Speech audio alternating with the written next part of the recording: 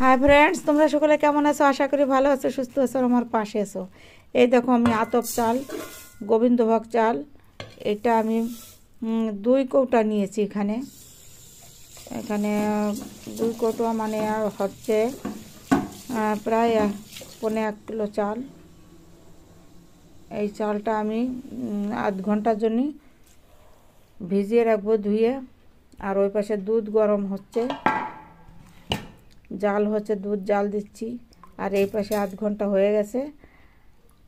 আমার এই আতপ চাল এখন পিষিয়ে নিয়েছি, মিক্সারে দিয়ে এইরকম করে গাঢ় করে নিয়েছি। আর লবণ দিয়ে আমি এইটা ছাদে করতে হবে, তো এগুলো নিয়ে যাবো ছাদে সব ধরে ধরে।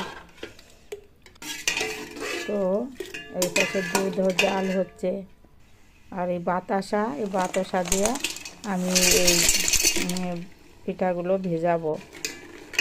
তো এই বাতাসা দিয়ে দিলাম, তারপরে একটা তেজপাতা ফাটিয়ে দিয়েছি আর 3টে এলাচিও ফাটিয়ে দিয়েছি। এখন ভালো করে জাল করে নিয়েছি। হ্যাঁ, জাল করা দুধ ভালো করে জাল করার পরেই আমি এইগুলো দিয়েছি। এটা দেওয়ার পরে এখন আমার এই যে ছাদে চলে এসেছি, ছাঁচ গরম করে আমি ব্যাটারটা দিয়েও দিয়েছি। এই দেখো, আমার উনানটা ফেটে গেছে।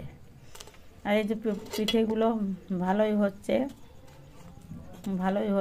একটা প্রথমে খারাপ করে ফেলেছিলাম, প্রথম কোলা তো খারাপ করে, কিন্তু পর পিঠেগুলো সব ভালো হয়ে আছে। এই দেখো, উঠে যাচ্ছে খুব সুন্দরভাবে, ফুলছে, খুব ভালো ফুলেছে। এখন আমি এগুলো ওই যে দুধ জাল দিয়ে বাতাসা দিয়ে রেখেছি না, ওটাও নিয়ে এসছে উপরে। ওটা নিচে থাকলে ভালো হতো, কিন্তু কে বারে বারে যাবে নিচে আসতে, তার জন্য নিয়ে এসছি আমি উপরে। যে এখন আমি ওই যে দুধ জাল দিয়ে গুড় দিয়ে রেখেছি, ওই যে ওর ভিতর দিয়ে দিচ্ছি, যে কটা হয়েছে দিচ্ছি। এগুলো ওই পাশে বানানো হবে আর গরম গরম এর ভিতর দিয়ে দেবো। এই যে এইগুলোও দিয়ে দেবো ওর ভিতর। এরকম করে আমার ওই পিঠেগুলো রেডি হয়ে যাবে। তো আজ এটা সারা রাত যদি ভিজিয়ে থাকে না, সকালে একদম খুব বড় বড় হবে।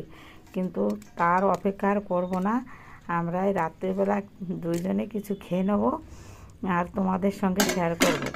পুরো ফোলাটা দেখাতে গেলে ভিডিওটা আর ছাড়া হবে না। আর রাত্রিবেলা চেষ্টা করবো এখনই ছাড়ার। চলো, এই দেখো তোমাদের দাদাভাইকে দিয়ে দেখো, এই পিঠেগুলো যদি সকালে হয় না।